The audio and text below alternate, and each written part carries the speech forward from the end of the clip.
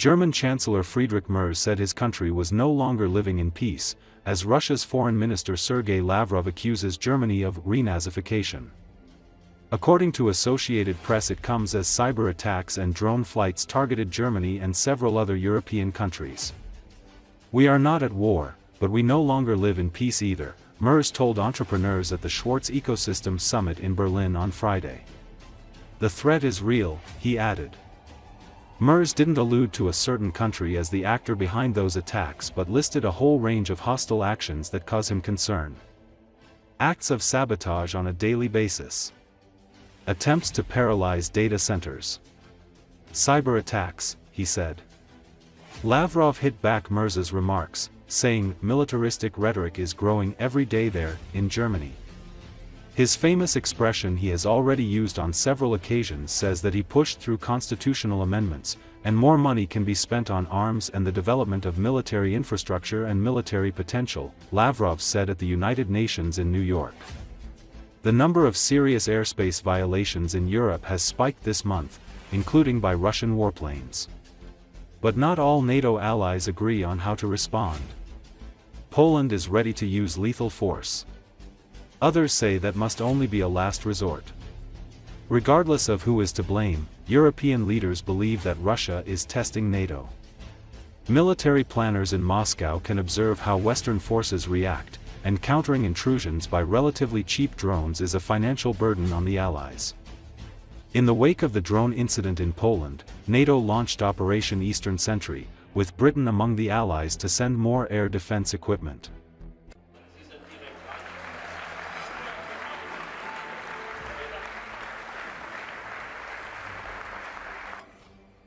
Die Bedrohung ist real.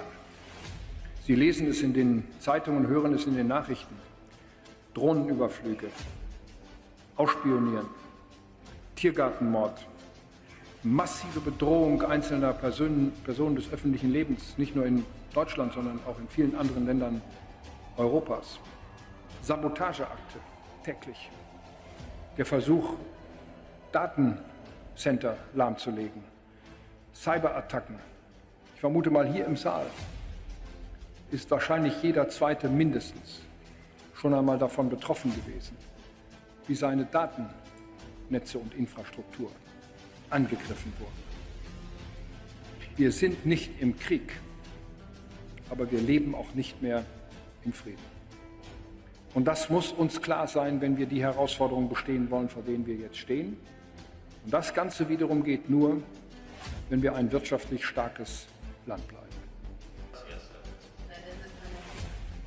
Deutschland hat die Ukraine seit 2014 unterstützt. Noch ein großes Danke da. Die Briten, die ausgestiegen sind, aber trotzdem sind unsere Familie und werden bleiben.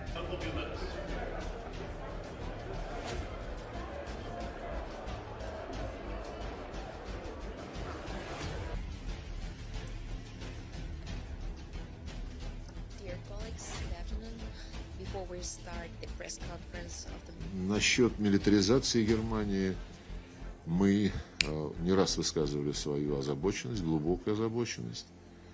Причем там не только идет процесс милитаризации, там явные признаки ренацификации наблюдаются. И зачем это делается? Ну, наверное, с той же целью, которая была у Гитлера. Подмять под себя всю Европу и попытаться нанести стратегическое поражение, ну, в случае с Гитлером, Советскому Союзу, в случае с современной Германией и с остальным таким хором основных солистов Евросоюза и НАТО, уже Российской Федерации.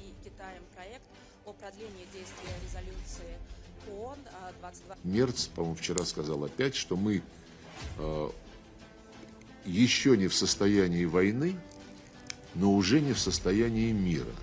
Там милитаристская риторика нарастает с каждым днем. Его знаменитое выражение, которое он не раз уже использовал, это что он пробил поправки в Конституцию, теперь можно тратить больше денег на вооружение, на развитие военной инфраструктуры, военного потенциала.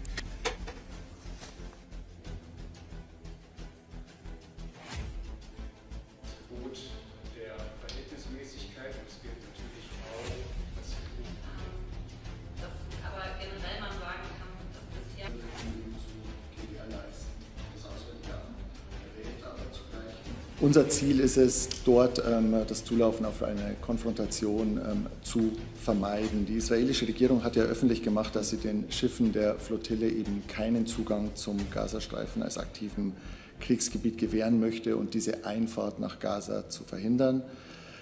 Insofern besteht aus unserer Sicht das Risiko eines auch gewaltsamen Eingreifens der israelischen Seite, um diese Flottille zu stoppen, und darauf weisen wir natürlich hin. Wir haben die israelische Regierung zur Einhaltung völkerrechtlicher Pflichten in ihrem Vorgehen aufgefordert. Wir haben dazu aufgerufen, den Schutz aller an Bord Befindlichen, darunter, wie Sie sagen, gibt es auch deutsche Staatsangehörige, unbedingt zu gewährleisten. Und das Auswärtige Amt rät aber zugleich den Teilnehmenden der Flottille dringend von einer Einfahrt nach Gaza ab, die Flottille zu verlassen.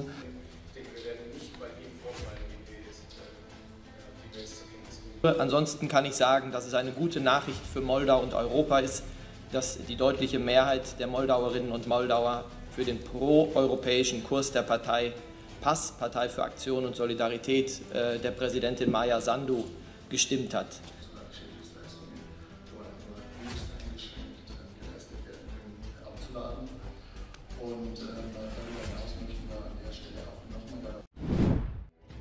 Ukrainian army has released video footage showing the downing of a Russian Mi-8 military helicopter worth millions of dollars.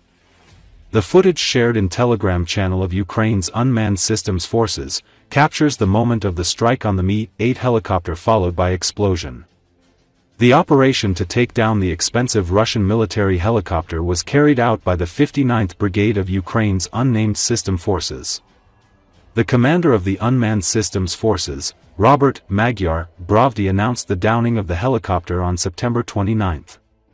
The cost of a Mi-8 helicopter varies greatly depending on the modification, but on average ranges from several million to tens of millions of US dollars for used and new models.